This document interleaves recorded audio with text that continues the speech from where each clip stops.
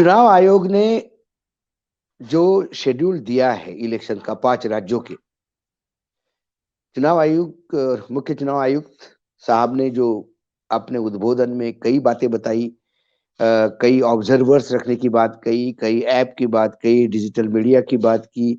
उन्होंने लगातार कंप्लेंट आने पे तुरंत टीम पहुंचेगी और बहुत सारी बातें हुई है।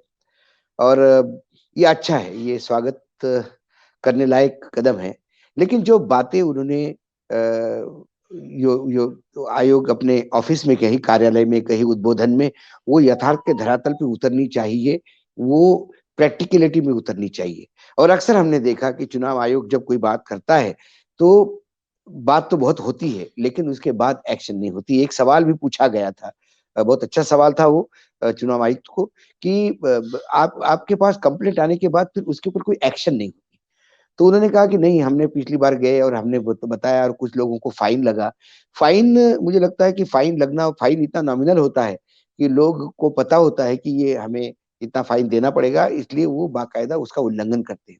फाइन की उन्होंने क्वांटम नहीं बताया। और बेसिकली नेताओं को यदि चुनाव लड़ने से रोका जाए या उनका नामांकन रद्द किया जाए या उस पॉलिटिकल पार्टी के ऊपर ऑब्जेक्शन उठा के या उनको उनके ऊपर कोई, जब तक कोई ठोस कदम नहीं उठाता चुनाव आयोग, तब तक चुनाव आयोग की ये तमाम बातें एक रूल बुक के हिसाब से रखी जाती है, लेकिन उन कानून को मानने की जरूरत है, वो नहीं होती। दूसरी बात, हमने कई दिनों से हम ये देखते आ रहे हैं कि वो संवैधानिक संस्थाएं जो है, जो चुनाव आयोग जैसी संस्थाएं हैं, कि वो हमेशा, हम कहते हैं कि वो इंडिपेंडेंट है, उसको पूर्ण रूप से स्वातंत्र है।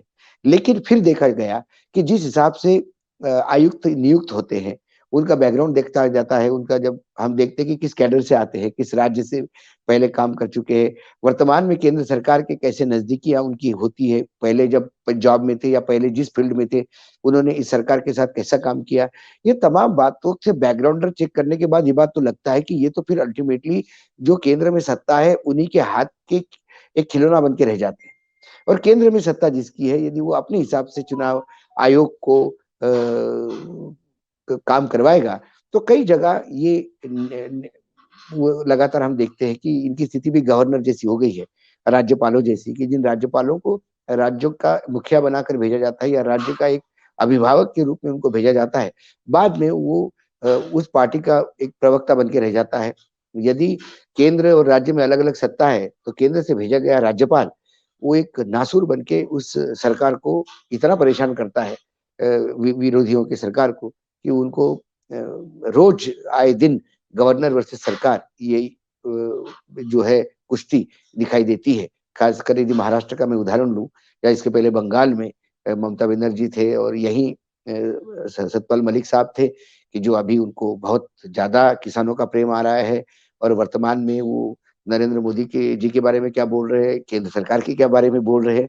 जब वो ये तमाम नैतिकताएं, ये तमाम बातें जो है, तब उन साहब को तब याद नहीं आ रही थी कि जब वो ममता दीदी को वहां पे लगातार घेरे रहते थे, छोटी छोटी बात पे बड़े बड़े इशू बना के तृणमूल कांग्रेस की सरकार को कटघरे में खड़ा करते थे, तब उन्हें कुछ बात नहीं आई। लेकिन उनको बड़े राज्य से छोटे राज्य और उससे भी छोटे राज्य करते करते एकदम एक छोटे से राज्य में भेजा गया। तो उनका कहीं ना कहीं आहत हुआ, तो वो बोलना शुरू कर दिया। हमारे यहाँ प्रॉब्लम ये है, जो लोग सत्ता जिस जगह पे रहते हैं, जब बोलना चाहिए तब नहीं बोलते, बाद में बोलते। ऐसे कई हमने देखे हैं। रघुराम राजन थे, आरबीआई के गवर्नर थे, जब थे तब उनके सामने बहुत सारी चीजें हुई, चुप थे। पद से निकलने के बाद वो बोलने लगे थे, वो गलत हुआ, वो गलत हुआ, मैंने उसको अपोज किया, तभी अपोज करते। तो मजा आता, देश को समझ में आता कि स्थिति क्या है। ऐसे ही चुनाव आयोग ने जो एक्शन लिए, तो चुनाव आयोग इसके बाद को ये देखना होगा कि चुनाव आयोग ने जो बोला वो वाकई होने देते हैं क्या। ये जो बड़ा एक जो बात निकल के आ रही पिछले 2 दिन से लगातार, जहाँ पे अखिलेश यादव ने भी ये बात कही, कांग्रेस भी इस बात को लेकर चिंतित है, क्योंकि मैं जब आया तो कांग्रेसियों से काफी मेरी बात हुई है, कांग्रेस के नेताओं से भी और बाकी विरोधी पार्टियों से भी, जो लगातार चुनाव लड़ रहे हैं। छोटी छोटी पार्टियां भी हैं, उत्तर प्रदेश में है, पंजाब में है, खासकर गोवा जैसे छोटे राज्य में भी छोटी छोटी पार्टियां। उनसे जब मेरी बात हुई तो उन्होंने कहा कि ये जो वर्चुअल रैली वाला और बाकी जो डिजिटल प्लेटफॉर्म से जो प्रचार करने वाली बात है, तो ये एक बहुत हाई टेक्नोलॉजी का मामला है। नरेंद्र मोदी जी तो वो कर सकते हैं, बीजेपी वो कर सकती है क्योंकि उनके पास पैसों की कमी नहीं है। इलेक्ट्रिकल इलेक्टोरल बॉन्ड का जो पैसा है, वो भी सबसे ज़्यादा यदि देखा जाए तो बीजेपी के पास चंदा, ऑफिशियली भी बीजेपी के पास चंदा है। और ये बात कोई छुपी नहीं है, कोई यदि मैं कोई किसी पे आरोप नहीं लगाता हूँ। कोई भी आदमी केंद्र में सत्ता होता है या राज्य में सत्ता में होता है, तो उसके पास पैसे की कमी नहीं होती क्योंकि ताज़ा-ताज़ा बजट होता है, ताज़ा-ताज़ा कमाया हुआ पैसा होता है। क्योंकि यदि पूरा बजट राज्य पे खर्चा होगा, तो राम राज्य स्थापित होने के लिए फिर राम की मंदिर बनाने की ज़रूरत नहीं थी। वो तो वैसा ही स्थापित होता है। लेकिन हमारे यहाँ राजीव गांधी ने कहा था कि ₹1 से 16 पैसे पहुँचता है। अभी दिखाते तो ₹1 का ₹1 पहुँचते हुए, लेकिन आज भी आम आदमी के हाथ में अंतिम जो व्यक्ति होता है, उसके हाथ में 16 ही पैसे होते हैं। पहले ऐसा होता था कि रुपए में 16 पैसे पहुँचते थे। आज रुपया पहुँचता है और 80 पैसे उससे वापस लिए जाते हैं।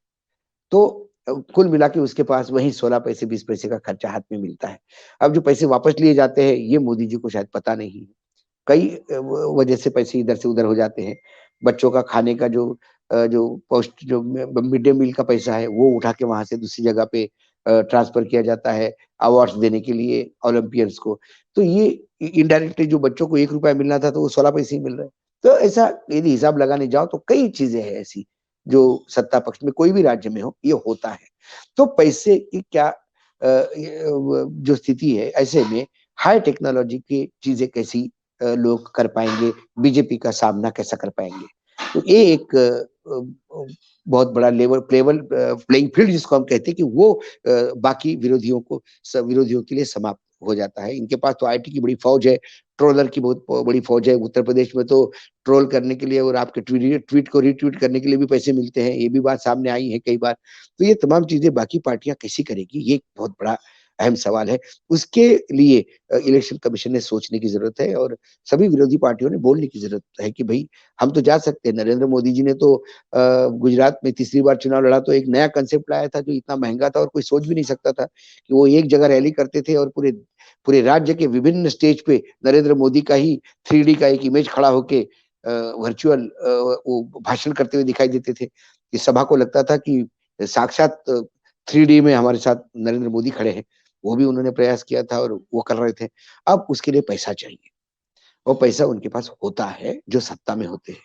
जो सत्ता से बाहर हो जाते हैं और 5 साल रहने के बाद तो वो पैसा खत्म हो जाता है या फिर अपने को बाकी जगह-जगह पैसा और इस प खासकर 2014 के बाद तो जिन नेताओं ने पैसा कमाया है, जिन्होंने पैसा अपने ठिकाने लगाया है, वो पैसा निकालने में तकलीफ में है, क्योंकि पैसा निकालते से ईडी और इनकम टैक्स और सीबीआई सब हावी हो जाते हैं, एक्टिव हो जाते हैं। और अब ये ट्रेंड लगातार चलता रहेगा। जब भी बीजेपी सत्ता से बाहर होगी, तो बीजेपी वालों को पैसा निकालना मुश्किल हो जाएगा क्योंकि फिर सत्ता में जो लोग होंगे, कोई भी हो विरोधी, जो आज वर्तमान में विरोधी है, हो सकता है वो सत्ता में आ जाए, वो फिर ईडी, इनकम टैक्स का ऐसा ही उपयोग करेंगे जैसा बीजेपी कर रही है, क्योंकि अब मुँह पे खून लग गया है सभी के। तो आने वाला समय बहुत वातावरण और खराब होने वाला है राजनीति का।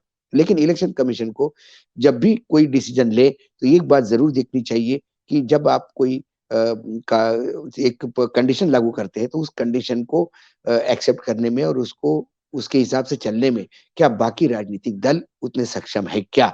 ये बात एक बड़ी पड़ के आई है। इलेक्शन कमीशन पे विश्वास तो सभी रखते हैं, लेकिन फिर प्रॉब्लम वही है कि इलेक्शन कमीशन भी सोने के पिंजरे में बंद एक तोता है। उसे वही बोलना होता है जो उसका मालिक जो सोने का पिंजरा है, वो वर्तमान में केंद्र सरकार है हम कह सकते हैं। तो ऐसे में लेकिन लोग जागरूक हैं और सर्वोच्च न्यायालय और न्यायपालिका पे अभी भी लोगों का विश्वास है।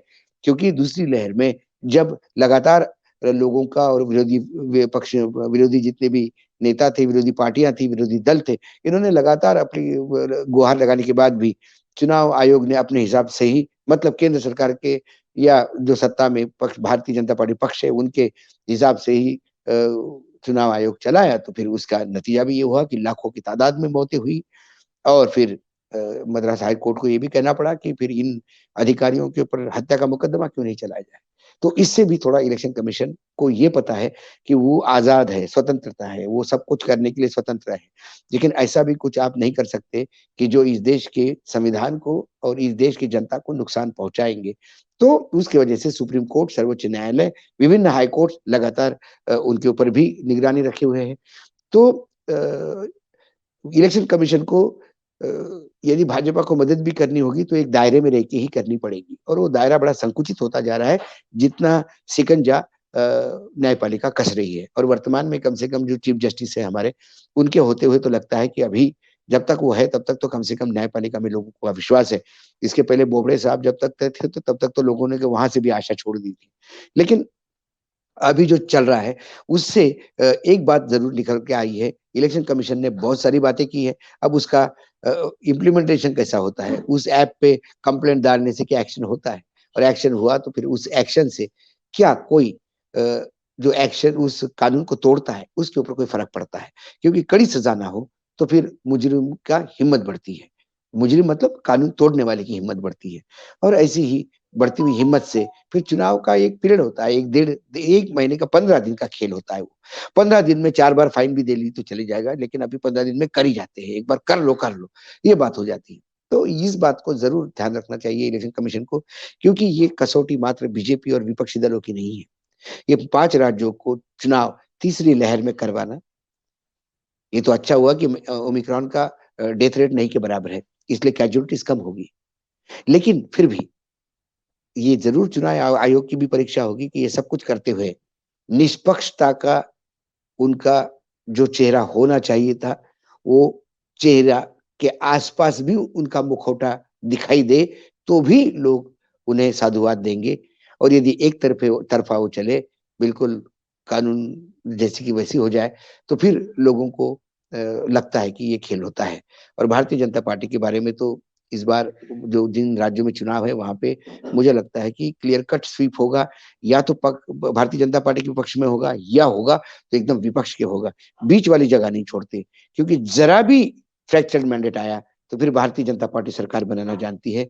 और अभी अभी का ताजा उदाहरण दूं मैं तो चंडीगढ़ म्यूनिसिपल कॉर्पोरेशन है, जहां आम आदमी पार्टी की 14 सीटें थी, बीजेपी की 12 थी, अकाली दल और ये सब कुछ होते हुए भी एक आम आदमी का वोट कैंसिल करवा के बराबर उन्होंने खेल किया, और आज वहां मेयर बीजेपी का है। तो ये जो बातें हैं, बीजेपी को 2 सीटें आई तो भी बीजेपी ने सत्ता बनाई, ये भी उदाहरण है। इसलिए खासकर उत्तर प्रदेश में जब भी मतदान करते हैं लोगों को ये देखना होगा कि उन्हें क्लियर कट मैंडेट देना होगा। कहीं बीच का थोड़ा गैप कम ज्यादा हो जाए तो भारतीय जनता पार्टी अ, फिर सत्ता में आएगी। ये वो दिन चले गए अटल जी वाले, जब अटल जी इतना 5 साल का अच्छा कार्यकाल के बाद भी चुनाव हार गए थे। यानी उनकी बीजेपी की सीटें कम नहीं थी, लेकिन फिर भी सरकार बनाने लायक नहीं थी। और जब स्वर्गीय प्रमोद महाजन जी ने उन्होंने कहा था कि अभी भी हम प्रयास कर सकते हैं, तो अटल जी ने उनको बिल्कुल डांटते हुए कहा था कि नहीं प्रमोद, अ, हमें लोगों ने नकारा है, लोगों ने हमें सत्ता में बैठने के लिए मैंडेट नहीं दिया, जो आंकड़ा हमारे पास है वो विपक्ष में बैठने के लिए दिया, जनता का आदर करना सीखो, ये प्रमोद जी को कहा था। प्रमोद जी ने स्वयं ये मराठी पत्रकारों से बात करते हुए कहा था कि ये अटल जी थे।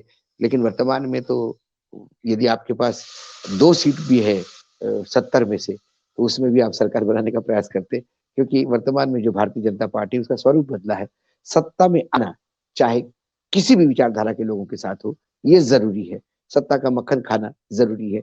यदि इस कंसेप्ट के साथ बीजेपी है तो फिर इलेक्शन कमीशन का रोल और ज्यादा गंभीर हो जाता है, उन्हें बहुत ज्यादा विजिलेंस होना होता है यदि इलेक्शन कमीशन को अपना चेहरा साफ रखना हो तो। नहीं तो फिर सोने का पिंजरा और इलेक्शन कमीशन को भी तो फिर बीजेपी का ही लोग कहते आ रहे हैं।